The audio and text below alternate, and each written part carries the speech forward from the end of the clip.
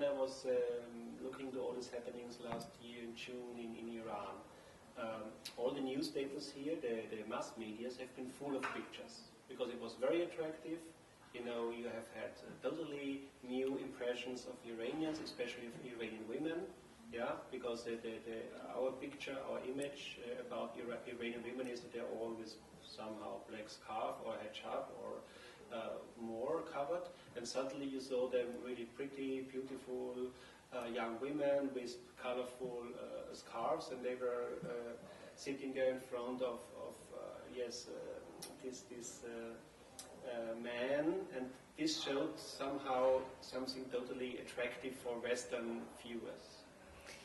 Media manipulation plays a huge role, and people have to be very discerning about what they're fed, because information never comes as information, you know. The same way I was using the other analogy, I think people have to be careful about not using the opposite analogy of saying like, oh, look, the Iranian people, they're behaving that way, therefore we should support. I mean, like the Israeli government and the U.S. government, they felt that they should use what's going on, all the atrocities going on caused by the Iranian government as an excuse to attack, you know. So that's also something we have to be very careful, because it's not because the Iranian government is bad that we should be supporting Israel and U.S. and their aggression against Iran, you know. And so it gets very complicated because you get caught in the middle of ideology. You know, this is what is very complicated for the world to decipher and digest Iranian issues, because there are all these geopolitical intricacies that confuse people. But let's be clear, you know, Israeli government is bad, Iranian government is bad, and we have to work to support the civilians, the people that are getting to be victimized by aggressions. I mean, it's almost like you're squeezed in two bad extremes, you know? You're like, your internal government is bad and you have the external aggression. I feel so bad for the Iranian people because, you know, it's just like they're right in the middle of these two oppressing powers. So all I can promote is like help civilians, support civilians, create ways that you can like support them to be grassroots activists and change their country on their own, you know, because no other country can bring liberation to a country. This is like something that they use as a propaganda to go to Iraq and Afghanistan. You know, in Afghanistan it's the same. We have more Taliban power. We have more opium getting exported.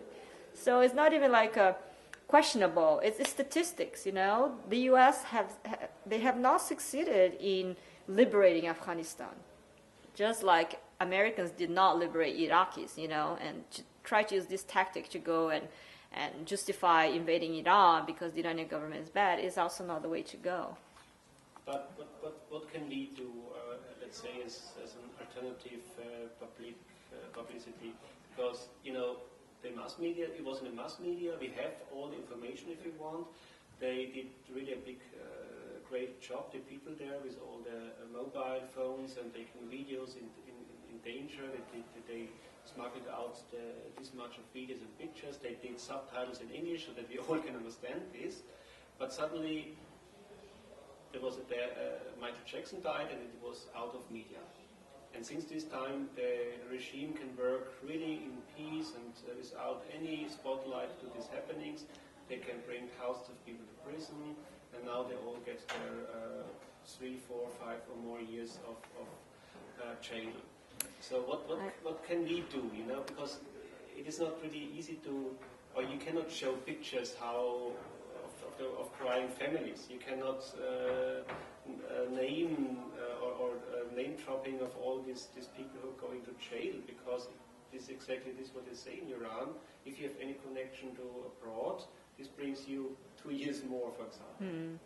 I know it's a problem all over the world, you know, because the news cycle is just so like, and one atrocity of yesterday gets totally like covered by the atrocity of today, which will be covered by the atrocity of tomorrow.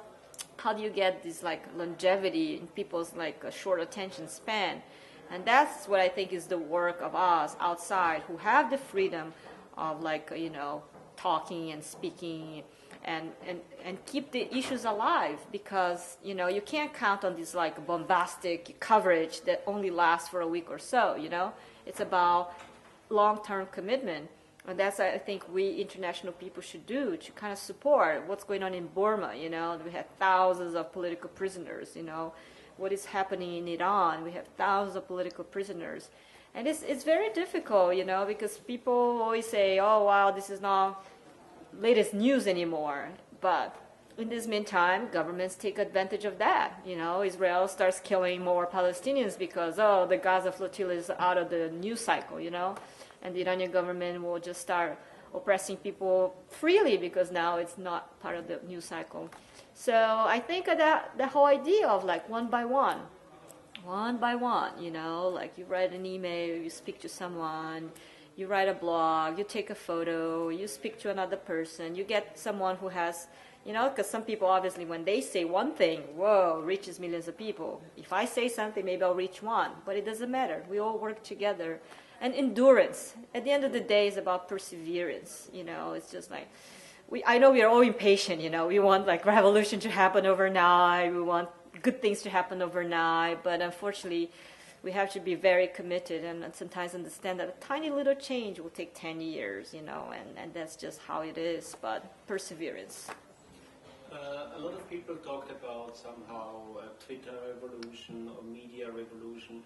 So, and with all these YouTube and pictures and videos by mobile phones, how is your interpretation of these new medias and its use in grassroots movements? All these new technologies are like double-edged sword, and we know quite well. I mean, like even yesterday you guys were discussing the issue that Google and Yahoo, Gmail, all these companies that own like these free email systems, they were just selling their technologies to the Iranian government.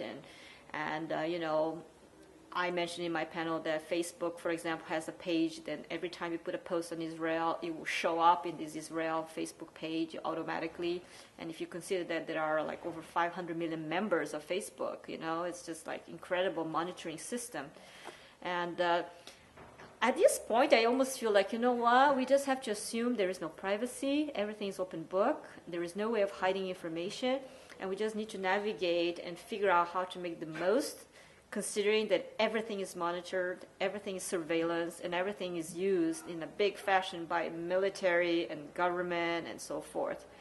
But we can't just like, oh, I'm not going to use this social network, I'm not going to use email, I'm not going to do that, because there is no way. You're not going to be able to just walk every time you need to talk to someone and knock at the person's door. You do need to use these networks in order to reach a wider audience. But you just have to be very cautious and know that it's all monitored and it's all going to be used for other purposes as well, But at this point, I surrender. I have a Facebook page. I give my email out, and I know there is an overload of information coming through. It's very difficult to sift through everything.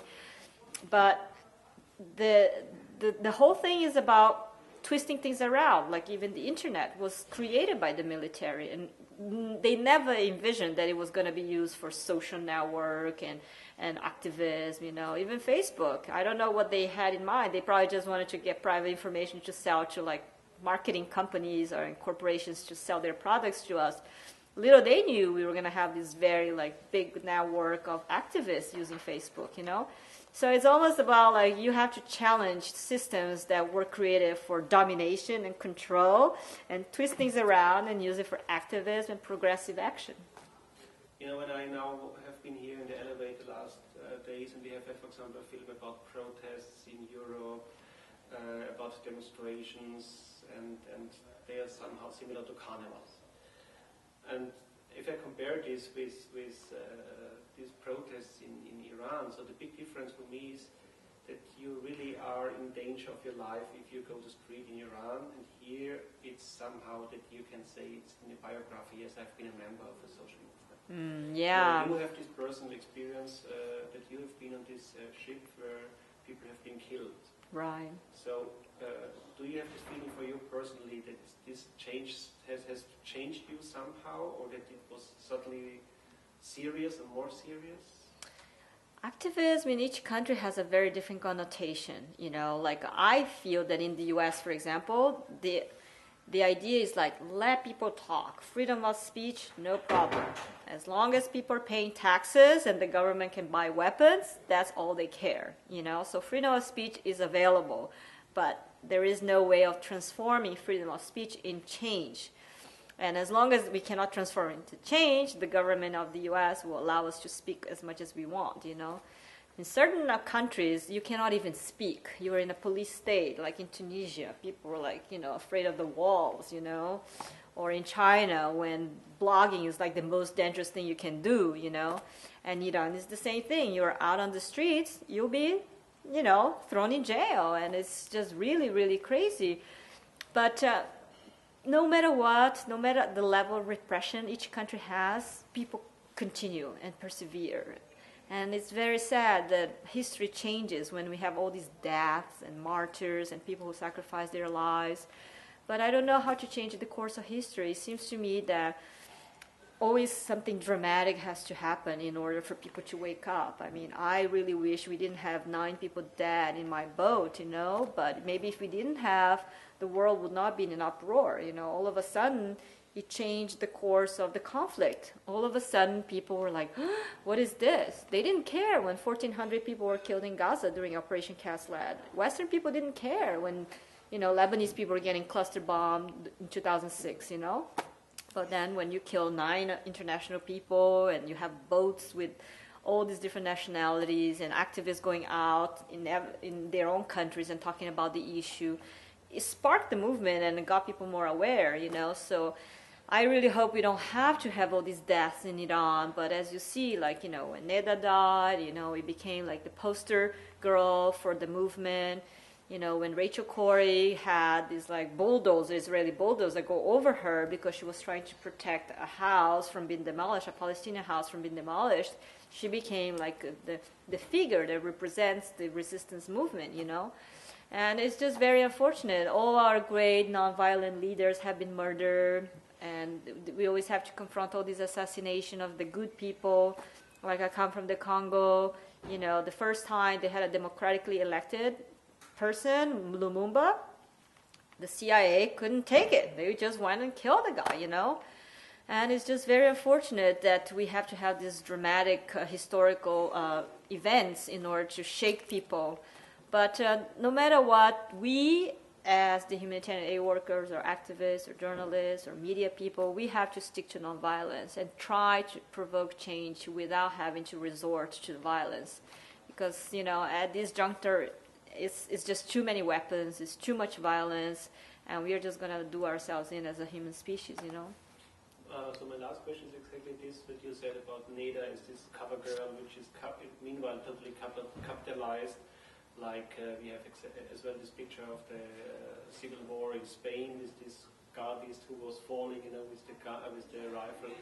So my question is, how is there a possibility that we can somehow escape of this fascination or somehow aesthetic of dying, terror, violence? Human species has this thirst for blood. It's really sad. But when you see an accident on in the highway, everybody stops. It's really, really crazy. But maybe it's our animal instinct that just kind of gets fascinated with violence and weapons and destruction. And I just wish we could turn all this like energy into constructing beautiful things and making peace. But it's just how humans are. It's the same thing with media, We just have to accept there is so much media manipulation and nothing is natural. It's all about manipulating and the cognitive manipulation of how people process information and so forth. So we are part of this game, and the cliche says, who wins the media war wins the war. So we as journalists, as filmmakers, as photographers, we need to use this tool for good things, because all the right-wing people are using to promote their agenda and to control us and to oppress us, So we have to be very attentive and use this tool for something positive. That's our moral obligation. Thank you. Thank you.